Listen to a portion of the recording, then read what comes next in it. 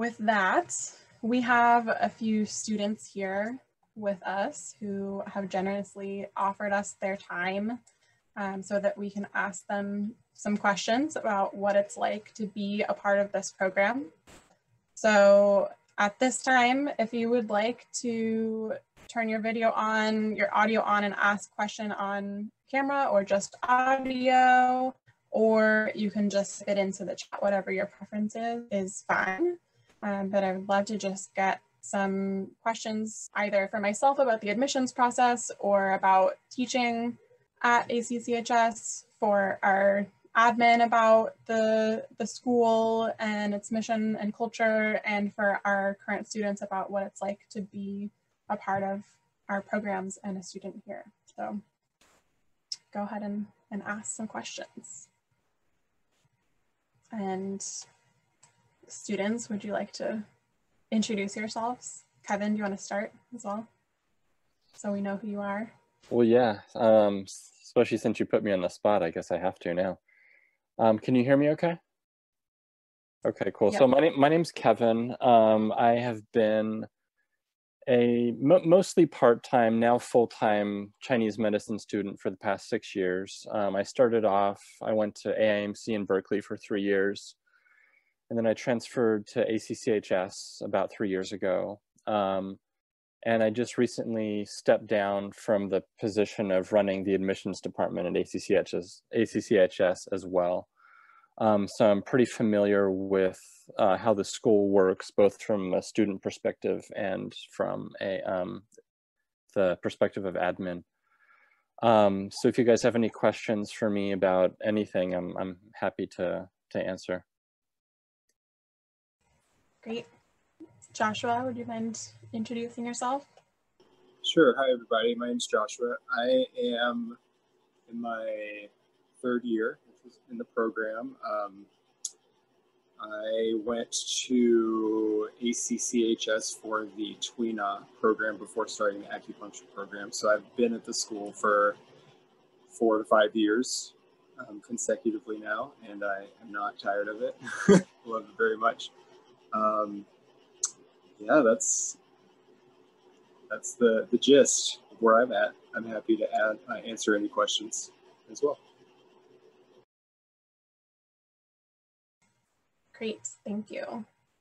And while we're waiting for some questions to come in, do either of you have anything particular to say about how virtual learning has been recently?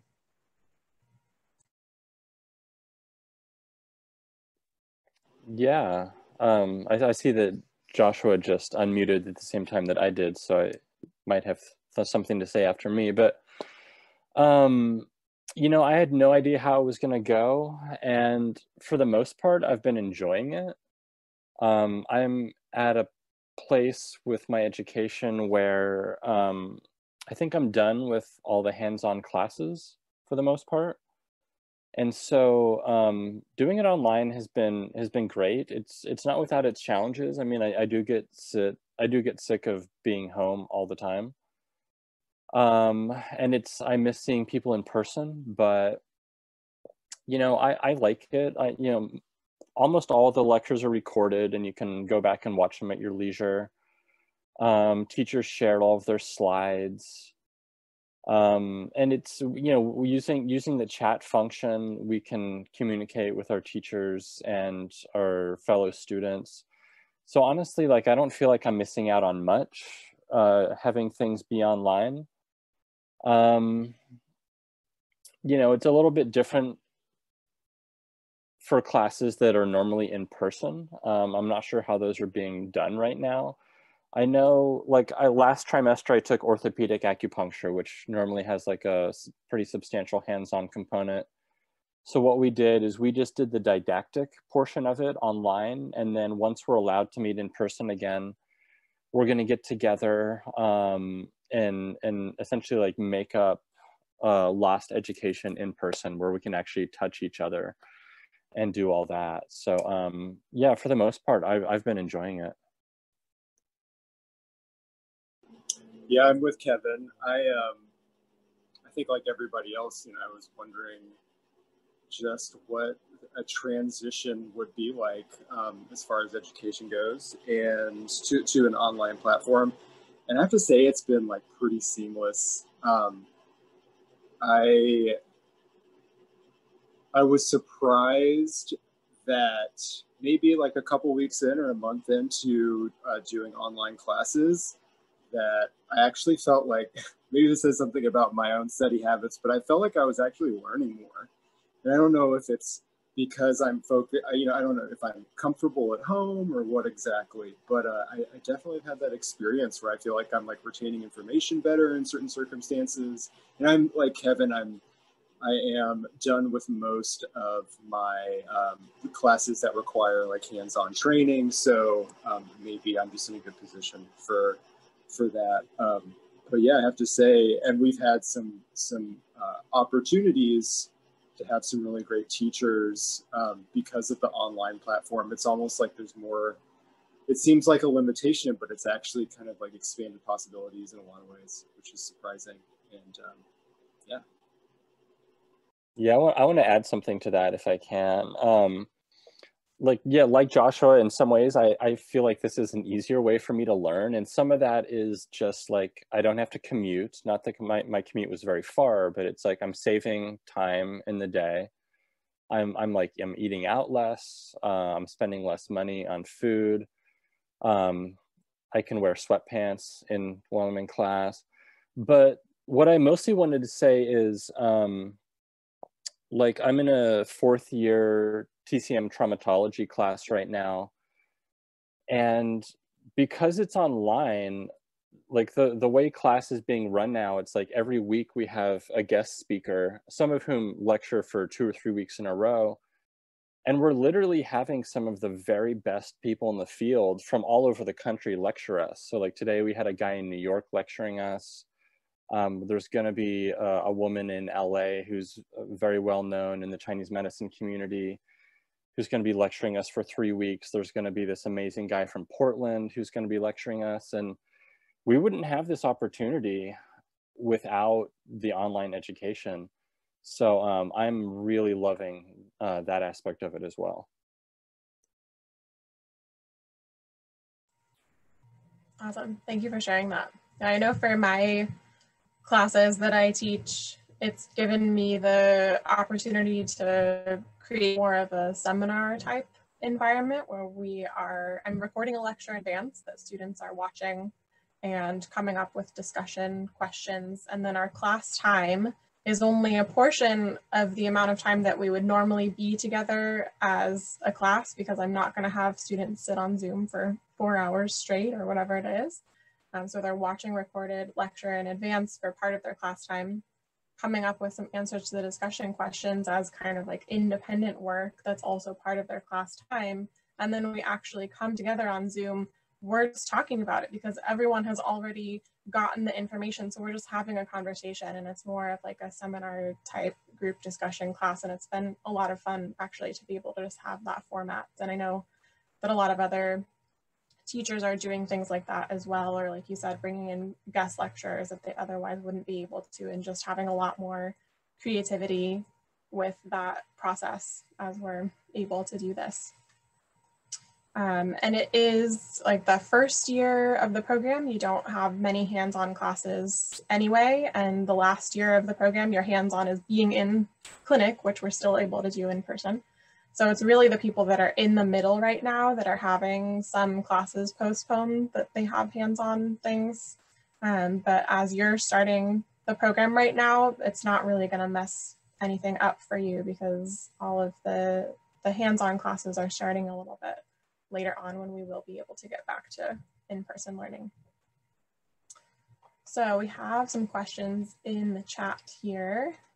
Laura is asking, what is your average schedule and how much time outside of the classroom are you generally needing to study and do homework?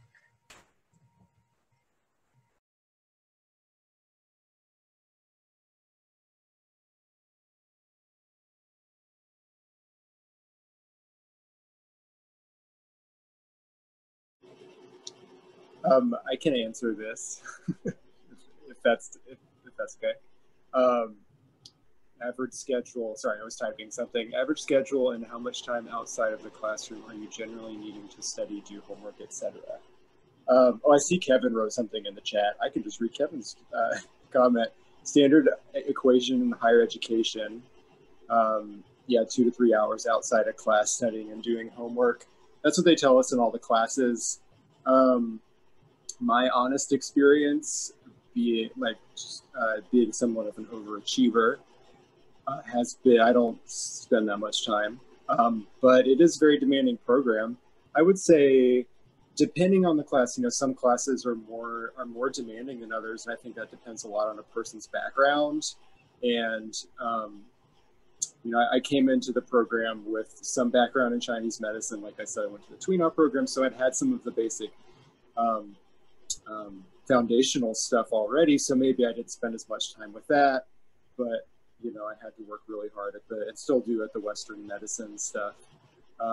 So maybe it's not as concrete as Kevin's answer, which is helpful, 2 to 3 hours outside of the classroom per hour of class time. But it takes a lot. It takes a lot. And I guess a good way of maybe answering this question is, I've noticed that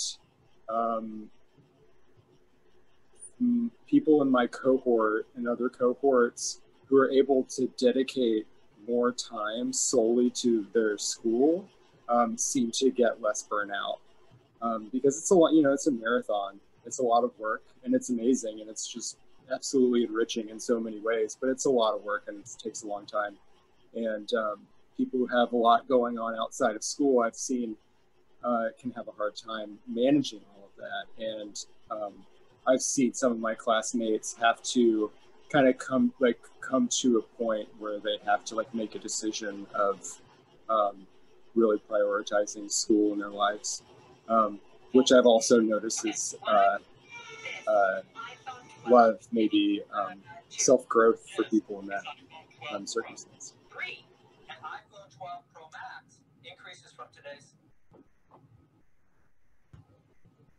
Okay, so I see there's a question in the chat from Stephen for me. What advice would you have for a student starting off part-time? Let's see. I mean, it kind of depends on how part-time one is starting off, because part-time means anything between 0 and 9 units at our school. Full-time is 10 units and above. So you could take 1 class and be part-time. You could take like 3 classes and be part-time. And at our school, the bulk of the classes are on Tuesdays and Thursdays.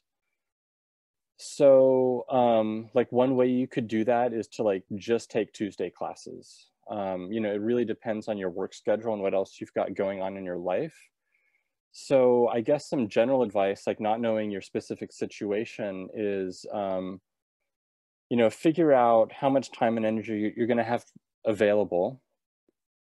And then, you know, talk to people in the admin and get a sense of, like, you know, depending on when you want to start school, what classes are going to be offered then, and what makes the most sense to take. Like, for example, if you really wanted to start in spring, which is the next trimester coming up, I don't remember what's offered in spring off the top of my head. It's not the beginning of the program, so like you don't have foundations course. So I think, you know, you could probably take like points and channels 1, like a Tai Chi or Qigong class, something like that. If you wanted to start in, say, summer, you know, that's all going to be like basic science stuff, nothing to do with Chinese medicine if you're starting off in that trimester. If you're starting in the fall, then, you know, it's easier to advise, because you should like definitely take foundations, probably take meridian theory. So I guess those are my recommendations without knowing your specific situation, but feel free to get my contact information from Katrina, and you can email me and I'd be happy to talk to you further about your specific situation. And Thanks, feel Kevin. free, And yeah, feel free to ask a follow-up question either in the chat or using your voice too. Sorry, Katrina. and we're here at admissions to talk to you about that as well. And then once you're actually in the program, Chris and Daniel as the program admins are available to walk you through your specific circumstances as well. So for starting in January, it's actually quite easy to be part-time because that's not the usual start date for the program. The usual start date is in the fall. So there's definitely a possibility there with starting essentially a couple of trimesters early of just doing part-time. And then moving forward, if you want to continue part-time during the program, that just requires working with us on how to make that schedule work for you and complete it within 8 years, because you do have to complete the program within 8 years. So you have to make sure that you're moving through at a pace that'll make that work. And I have a question from Jonathan about how much of the curriculum will be online or in person. Like Andres was saying, we're going to be in person as soon as we can. We're just, waiting to see what the guidelines tell us that we are supposed to do. But in the meantime, our didactic classes, our classroom classes are online, and clinic, like I was saying, can be telemedicine or in person in the clinic since it's an essential service. And any classes that need a hands-on component at this time are basically being postponed until we're able to do that in person. So for a first-year student, you would be pretty much just online with your courses until we're able to go back in person.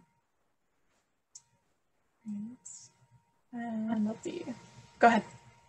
Question. I'm Nuffy.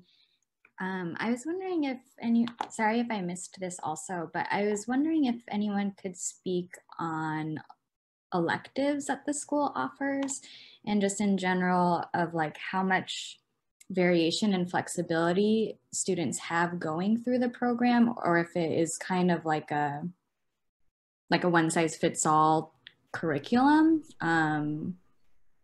Yeah, just about that.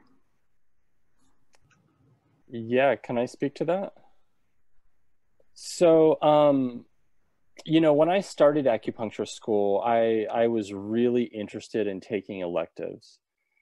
And now that I'm almost near the end, I'm like, I don't have any time or energy for that stuff. It sounds great in theory.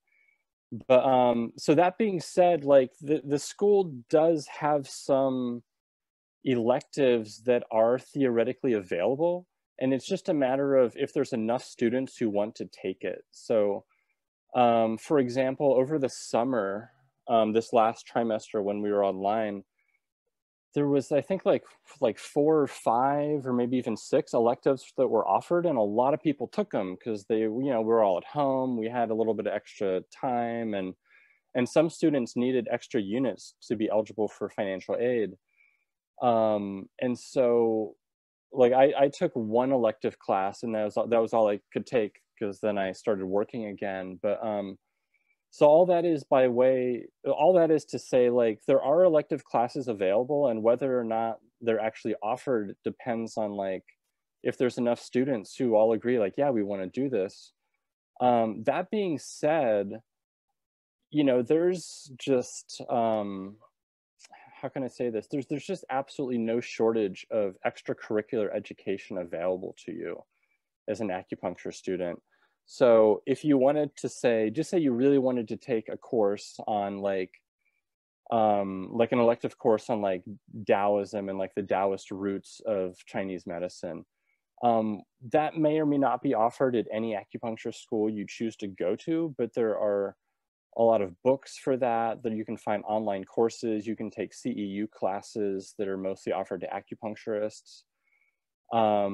And that's true for like any aspect of Chinese medicine education.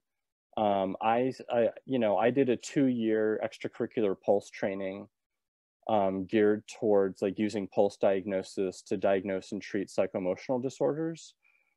And it was a great experience, but what I discovered doing that was like, I don't have time or energy to do this on top of acupuncture school. It was a lot. So now for the next year or so until I finish, like I'm not doing any extracurricular courses, but if I wanted to, there's just an absolute overabundance of things available to you. And especially like here in the Bay Area, this being like a hotbed of Chinese medicine education and practice, like there's so many evening and weekend workshops and stuff like that available that like even, you know, regardless of what acupuncture school you end up going to, if what you're looking for isn't available as part of the course curriculum or electives, like it's still available to you as an acupuncture student and somebody in the Chinese medicine community. Yeah, thanks for pointing that out there. Most, if not all, electives offer a student discount since you don't need the credits. So you're able to take a lot of classes if you just want the information. And thank you also for mentioning the financial aid aspect of being part-time. You do have to be enrolled in at least 6 units per term in order to qualify for financial aid. So that is a consideration as well if you choose to do a part-time schedule. Did anyone else want to speak to that electives question as well before we go to the next one? If I could just ask a follow-up question. So would you say that the program, and I'm still getting to know acupuncture programs in general, so would you say that the program is mainly geared towards preparing you for the board exams and like kind of preparing you to pass the test primarily? Yeah, so within at least California, most of the acupuncture programs are very, very similar because they, you know, all the schools are accredited by an organization called ACOM, and as part of that accreditation, all the programs have to check certain boxes and have like a certain number of hours for certain things. And so at least within California, most or maybe all, Andres would be able to speak to this better than I, but all the programs are geared towards getting us to pass the licensing exam. And then beyond that, each school has a little bit of wiggle room as far as like what they can focus on. And in my experience, you know, being a student for 6 years and running the admissions department for about 2 years, like almost all the schools out there focus on integrative medicine, which is basically just more Western medicine education. This school is different in that as much as we can, we focus on classical Chinese medicine, which is a different thing than traditional Chinese medicine in that it leans more heavily on the classical roots of the tradition and, you know, reading classical texts and things like that. Outside of California, like, you know, maybe a little bit in Portland and on the East Coast with like the Taoist Tradition School, you're going to see, I think, teaching beyond what's just for the licensing exam. But some of those schools don't necessarily lead to licensure either, like especially like the 5 element schools. So, you know, and I've had a lot of conversations about this with current students at ACCHS, and there's a student in the 4th year who has said, like, please, like, let me come to open houses so I can tell the students that they really should just focus on passing the licensing exam.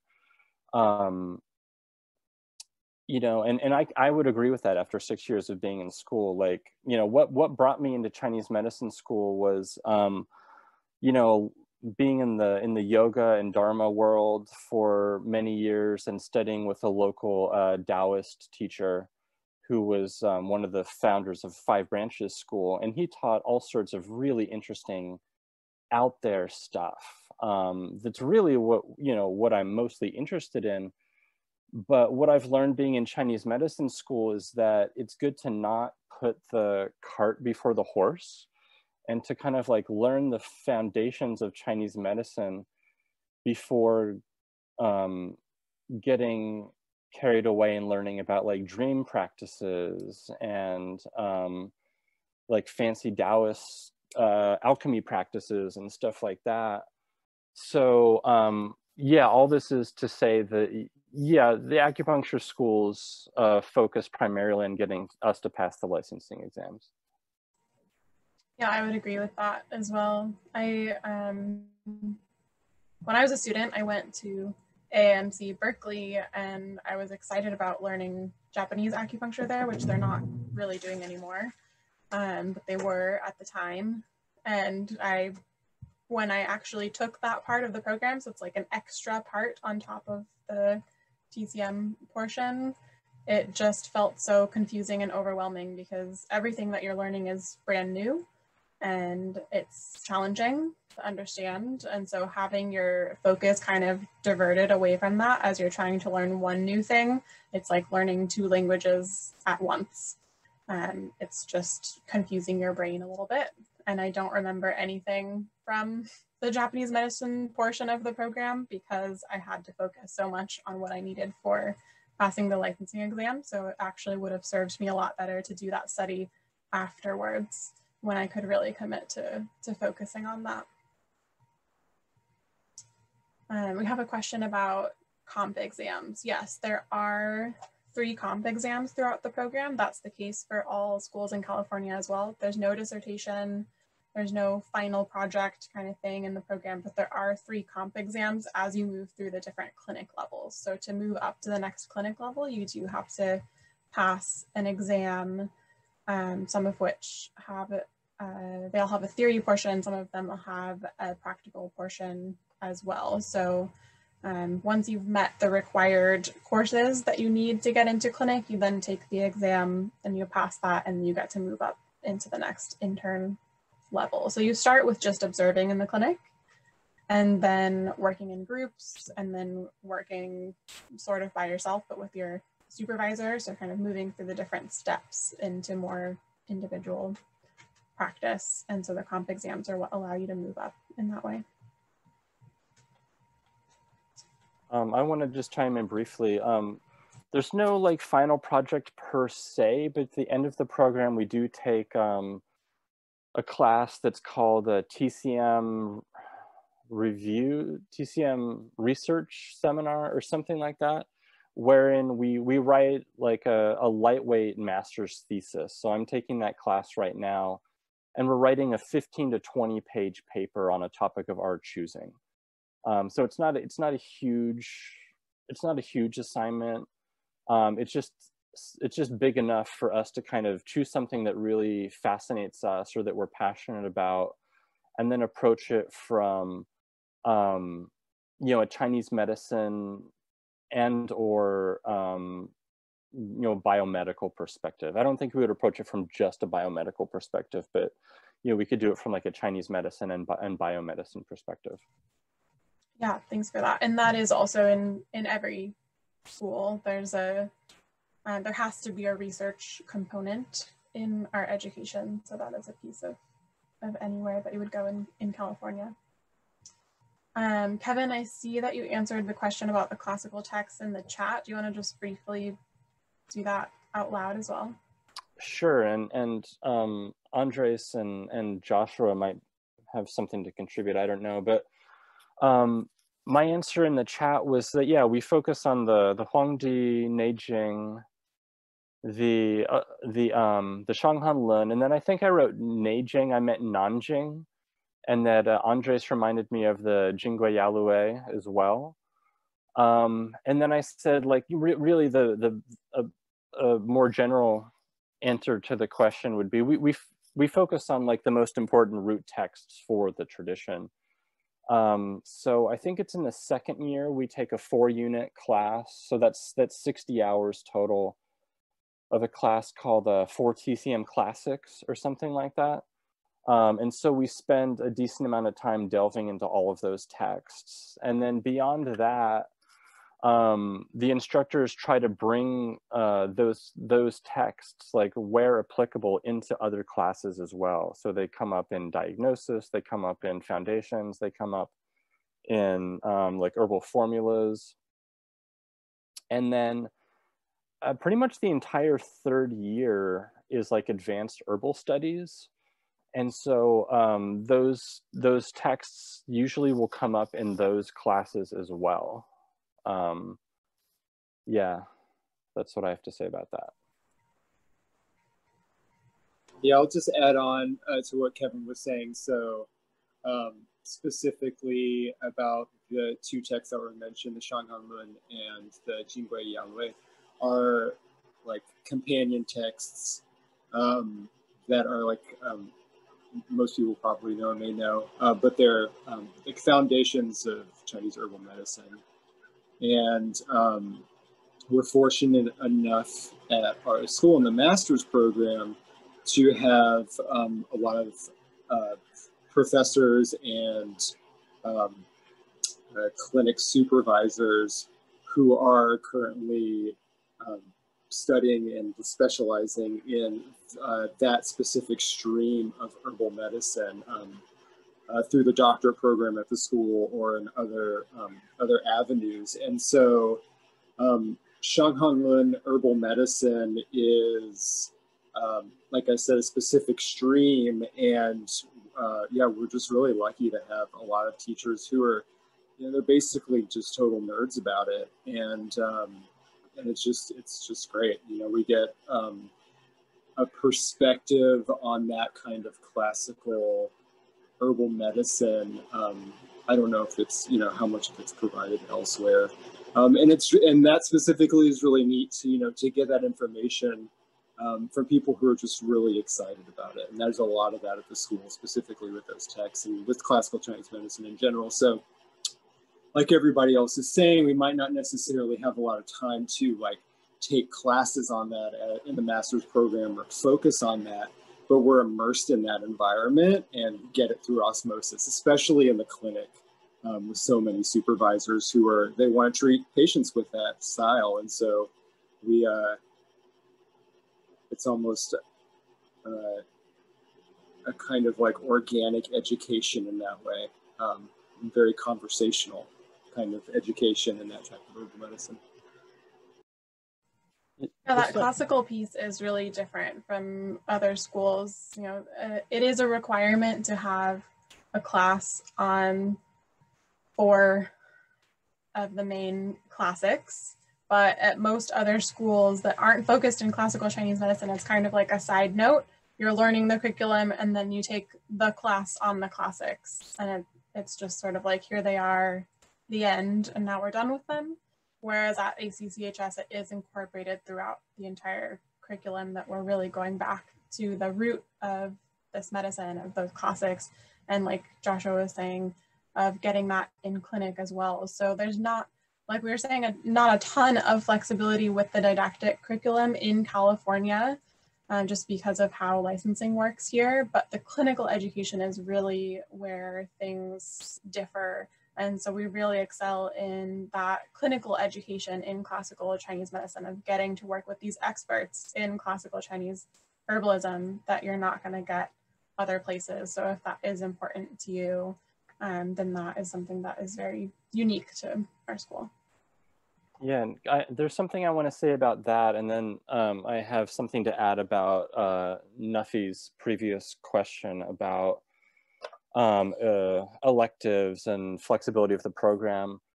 You know, when I started Chinese medicine school, I was looking to understand Chinese medicine in like a very fundamental way. As an undergrad, I studied organic chemistry, and I had some really good teachers, and they taught us to understand things very fundamentally so that we didn't rely on memorization to work with organic chemistry. And I was always looking for something like that with Chinese medicine.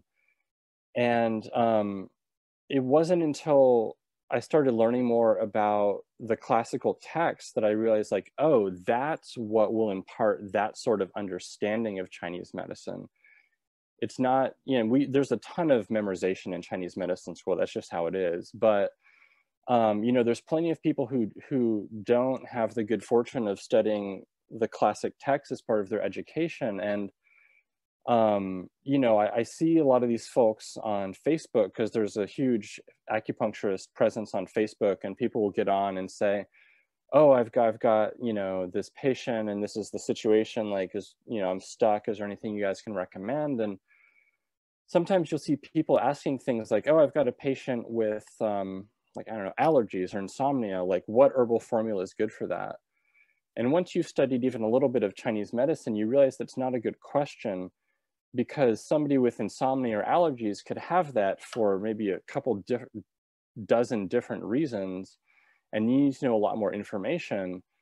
And so if you're kind of relying on a more superficial understanding of Chinese medicine, you might end up asking questions like that yourself someday. But if you kind of go deeper into the medicine and deeper into the classic texts, you will eventually develop a more fundamental understanding of it, where you can take things back to like yin and yang or the 5 elements, and it'll make you a much more effective practitioner.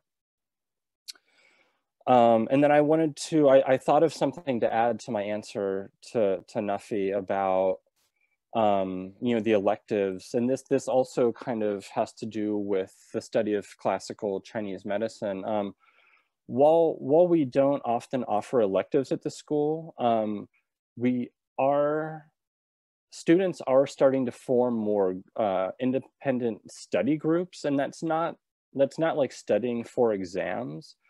But like right now, we just recently formed like a cosmology study group, and that's for nothing necessarily that we're talking about in school or in class. That's specifically for those of us who are interested in the Taoist view of Chinese medicine and Taoist cosmology. And so we're going to be meeting outside of school, probably both online and in person at parks and stuff like that. And led by Karen, who's the dean of the master's program, who has like a pretty well-rounded education in Taoist cosmology, to talk to us about this stuff that we're more interested in. And so for whatever interest students may have, whether it's like more herbal studies or more studies of classical texts, there's the opportunity to form study groups that are available to everybody in the school for extracurricular education and those things.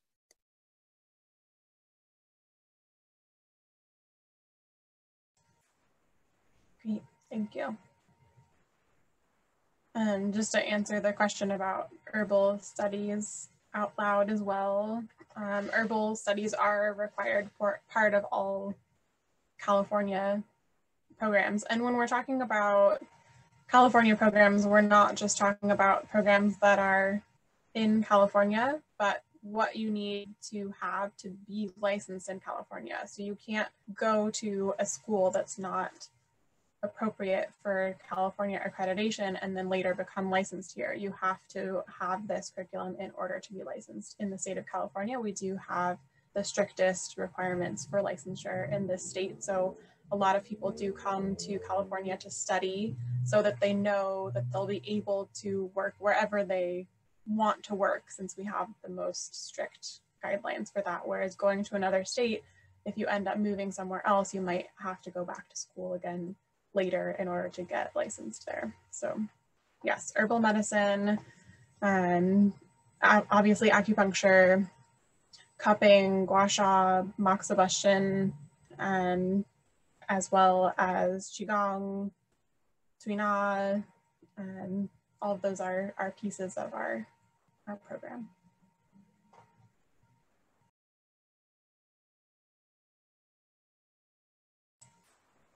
I had a question about clinical. Are all the clinical hours done through the school's clinic, or do you also have clinical partnerships? Andreas, do you want to answer that? Sure, yeah.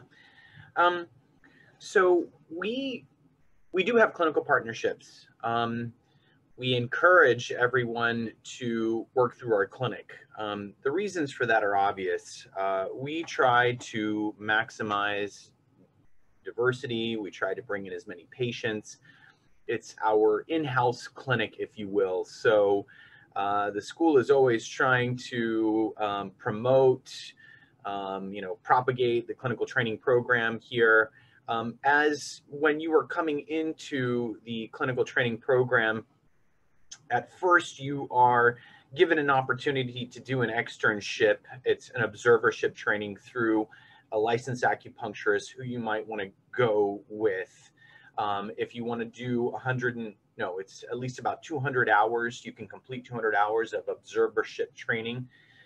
The downfall is that for the observership, you actually have to complete 300 hours of observership to be able to transfer only 2/3 of those hours into the program for observership. So after that, we tend to want you to be here.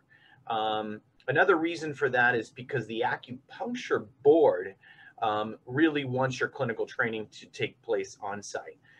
We, in the past, have had partnerships with assisted living locations here in the East Bay. We've received a grant through an organization called SAFE, and SAFE is an organization that is seniors. It's a senior group that gives money to programs for seniors throughout the East Bay. That's why they are the senior assistant. SAFE is for, I believe, East Bay. Anyway, so through these centers, we go out and we will have clinical training at senior centers, and we'll do a community style acupuncture there as well. But we do have community style acupuncture here, and we try to push our own clinic here as much as possible, even though we do know that students want to take part in off-site clinical training opportunities as well. At the same time, we've seen that a lot of times when we do create off-site clinical training opportunities, we don't get a lot of people that move to those. I think that there is a level of convenience for students that come here to the school. I think that we offer enough diversity in our clinical, in our on-site clinical facility here to where students just come here. It's easier to prescribe herbs. It's easier to administer acupuncture on sort of a full scale, right? Whether we're doing moxibustion or cupping, and it's more difficult to do if we're doing off-site. We don't normally bring all of that equipment out. Obviously, you can't burn moxa in too many other facilities. But our clinical administrator is working with Charlotte Maxwell, and we do have the senior centers as well that we do off-site. And I will add to that as well that you should absolutely be getting treatments from as many practitioners as you possibly can all the way through this program and beyond. I found that to be extremely helpful in getting a look at how different people practice, how they actually run their practices, as well as their actual Chinese medicine practice, and just getting ideas about what I wanted to do, how I wanted to interact with patients, what I wanted my practice to look like, as well as the actual modalities that I wanted to be using, and experiencing them for myself physically helps you to understand what it's like to experience that as a patient. So, aside from just the actual clinical learning, get as many treatments as you can. I also just volunteered with an acupuncture clinic during like the last term of the program, and then there used to be like 6 months before you could get your license after graduation. So I was just observing in a practitioner's clinic during that time to keep my hands in the medicine, and that was incredibly helpful as well. So just developing those relationships with practitioners and getting treatments is very helpful. Yeah, I want to add something to that too. I've spoken to a lot of students who did the external clinic at the retirement communities, and they absolutely loved it. And sometimes they treat like 20, 30, 40 people in a shift. So it's something that I certainly plan on doing when that's available again. And also, like, we do things within our school clinic. Like, we had a Black Lives Matter clinic going for a while that we've been talking about. I think we were talking about opening it up again, and then COVID hit. and then also, like, similar to what Katrina was saying, a lot of students, I mean, pretty much anybody in Chinese medicine school and outside of Chinese medicine school, once you're licensed, like, we all have mentors. And so like a lot of us will intern in a clinic or clinics where we get hands-on education and, you know, like uncredited observer hours, essentially, that's invaluable to our education. Like I've got a couple not interns, I've got a couple mentors right now, both of whom used to teach at the school and be clinical supervisors at the school. And it's helping me a lot. So there's a lot of opportunities like that available. And also a lot of us get jobs in clinics, like working at the front desk or doing other things in clinics that provide invaluable insight to how clinics are run on the day-to-day basis too. And that's also where a DAOM program can come in as well. After you're licensed, is deepening that learning. A lot of the DAOM, all the DAOM programs are oriented around a particular specialty. So ours is the classical herbalism and orthopedic acupuncture. So once you figure out how you want to focus your practice, you can then deepen that learning through classes as well as clinical training through a DAOM program as well. So we're getting close to our time here. So I want to make sure that we have time to go over a couple details about the actual admissions process for folks that are ready to do that. But I would love to just ask the two of you if you have a favorite thing about ACCHS specifically that sets it apart for you as we close this conversation.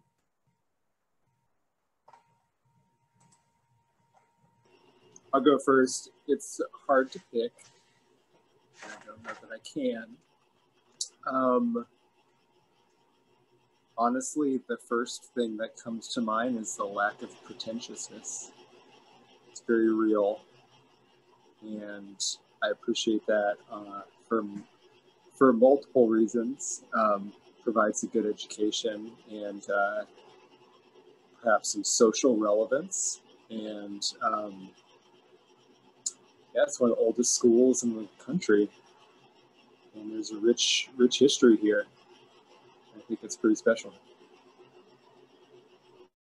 Yeah, and I'll say, I forget exactly what your question prompt was, Katrina, but there's at least two things that I'll say are my favorite things about the school. One is the community. You know, something I've learned about acupuncture schools, both as a student and working in admissions, is like every single acupuncture school in the country is like at least a little dysfunctional. Like we're all like small, private, underfunded schools. And, you know, I know at a lot of schools, people will like complain bitterly about the school. But at ACCHS, like, even though at times we do get frustrated with certain aspects of the school, and it's usually like, you know, there's like, admin tends to be understaffed. And so there's frustrations around that. But even if we're expressing frustrations with the school, there's a lot of love for the school that we all feel. Like we really love the school. We love the community. And for me personally, like it's where I want to be, you know, even if I'm feeling frustrated with the school or with the class, I know it's my community. And like, and I, you know, I love admin. Everybody in admin's got a great heart and is super available for you. And the other thing that I love about ACCHS is that it's really connected to China and Chinese culture and the classical roots of the medicine. And I just think it's so important to experience that, to kind of get a sense of where we're situated with this ancient medicine. You know, it's the 21st century, we're living in the Western world. And for me, starting out with school, it was kind of confusing. It's like, you know, I'm this white guy in California in the 21st century learning about this medicine. And it wasn't until I transferred to ACCHS and took Phil's History of TCM class that I kind of could see like the long history and how the thought has developed from era to era in Chinese medicine, and it helped me understand like my place in the context of this medicine. So yeah, that's what I love about this school. Great, thank you so much for sharing that. This is our student hangout area, which is obviously not super active right now, but in normal times we have a pretty awesome little student space with a kitchen area and lounge and everything. And then we have a couple different classroom types, more theater type as well as smaller classrooms. Our clinic spaces, another classroom.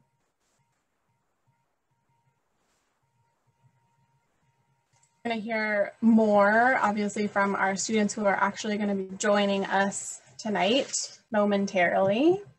But I want to give you just a little bit of the details first of what the programs actually entail. So just first of all, what does it take to be a student at ACCHS? Because obviously we can't just accept everyone. We want to make sure that we have high quality students that are coming into our program so that we can keep our high standards for this education. So you do need 60 semester credits or 90 quarter units, which is the equivalent of 900 hours for our MSTCM program. It's about the same amount as what would be for an associate's degree, although you don't have to actually have a degree for this. That has to be in general education, a breadth of study, not just a technical degree or massage school, for example. A massage school can be a piece of that, but you have to have other things. And you do have to have a cumulative GPA of 2.5 or higher overall, and at least 2.0 GPA in any individual course that you're going to be counting towards those 900 hours. So general education can include English, math, humanities, social sciences, natural science, other electives, as long as it shows a breadth of study for that. So those are the main prerequisites for applying to the master's program. And just a little bit more information about the master's program. It is basically 3.5 years, technically 4 years full-time. You can do part-time and you can take up to 8 years to do that program. It's 10 trimesters. If you don't already have some science coursework in addition to those 900 hours, then you might want to count on an extra trimester for getting that science coursework completed before starting the program. Often that happens in the summer term, but we do actually have a little bit more flexibility right now as we're doing things online for making that happen earlier if you want to join us in January. It's a total of 181 units, and we offer classes year-round. And like I said, all of the classes are offered on Tuesdays and Thursdays. Sometimes the science ones are other days. So if you don't have those already, you might be having a few courses on other days during that first year, but mainly going to be Tuesdays and Thursdays. And then your clinic shifts are on additional days, but you can schedule those according to your own schedule and find a time that works for you.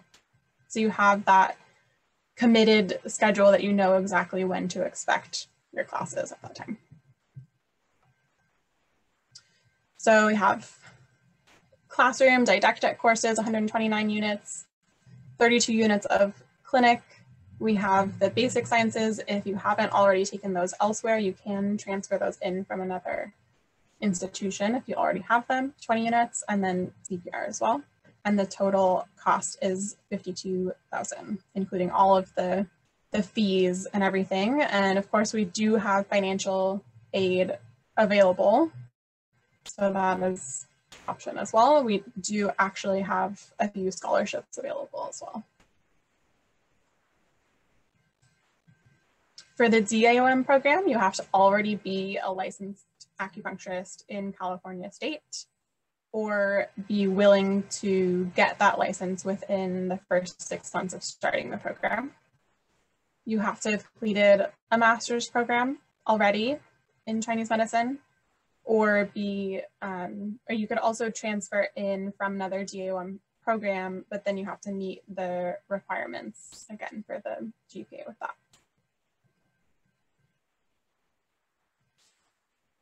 That program is 2 years, and it includes clinic and didactic portions as well. It's focused in classical Chinese herbalism and orthopedic acupuncture, and it is scheduled for 1 4-day weekend per month. So it's designed to work around an acupuncturist's practice, so you can be practicing as you're doing this program. And that total program cost is $24,700. So just reiterating, for the MSTCM program, you do have to have those 900 hours of general education in order to enroll. If you've already taken science courses elsewhere, you can transfer those in. So you should let us know and give us a preliminary copy of your transcript so that we can evaluate and see what you might be able to transfer in. Otherwise, you can take those courses at ACCHS for those credits. So that would be during your first year of the program, you would be taking these science courses in addition to the regular curriculum if you haven't met those requirements already.